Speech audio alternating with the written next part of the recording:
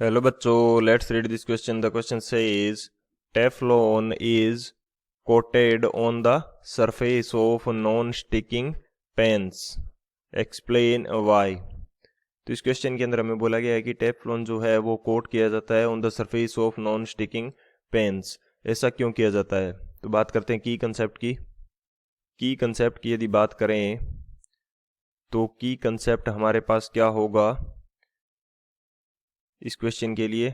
की कंसेप्ट हम यूज करेंगे एंगल ऑफ कांटेक्ट का. Angle of contact. Angle of contact. Basically angle of contact होता क्या है ये हम सिंपल वर्डिंग के अंदर समझ लेते हैं, एंड उसके बाद में हम इसका जो वर्किंग है हमारे लिए वो किस प्रकार से होगी वो देखेंगे. ये मैं मान लेता हूँ कि मेरे पास कोई कैपिलरी ट्यूब है, एंड ये इसके अंदर क्या हो रहा है कि जो वाटर लेवल है या लिक्विड लेवल है वो राइज कर चुका है. यदि लिक्विड लेवल राइज करेगा तो हमारे पास एक कनकेव मेनिस्कस बनेगा कुछ इस प्रकार से. एक कनकेव मेनिस्कस बन जाएगा इस प्रकार से. अब यदि मैं इसके ये दो पॉइंट्स देखूं जहां पे ये कैपिलरी ट्यूब के साथ टच कर रहा है मेनिस्कस, वहां पे यदि हम एक टेंजेंट ड्रॉ करते हैं, यदि हमने यहाँ पे एक टेंजेंट ड्रॉ करी तो इस टेंजेंट का कैपिलरी ट्यूब की वॉल के साथ जो एंगल होगा ये हमारे पास थीटा क्या होता है? ये होता है थीटा एंगल ऑफ कांटेक्ट. ये हमारे पास क्या होता है? Angle of contact.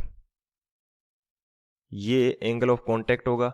अब यदि हमारे पास angle of contact if theta is greater than 90 degree, तो हमारे पास जो लिक्विड होगा, लिक्विड विल डिप्रेस.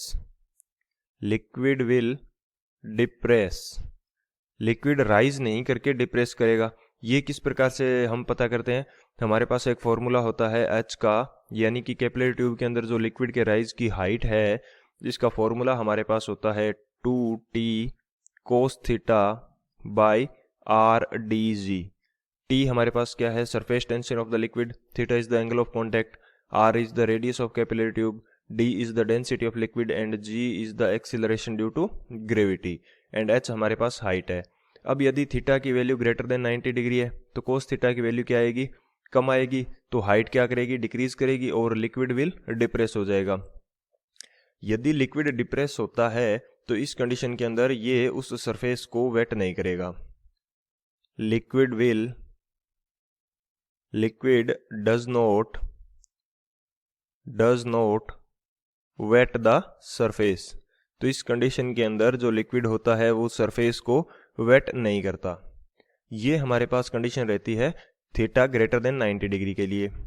और यदि हमारे पास if theta is less than 90 degree तो हमारे पास क्या होगा? Liquid will rise.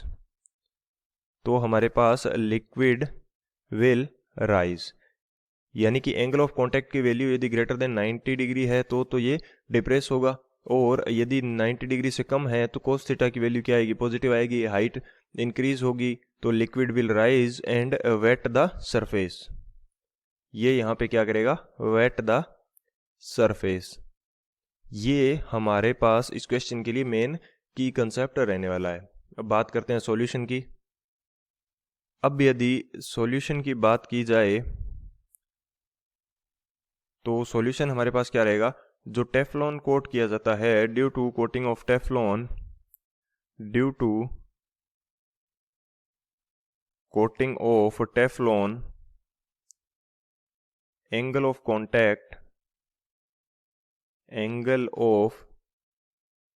Contact between oil and pan become obtuse.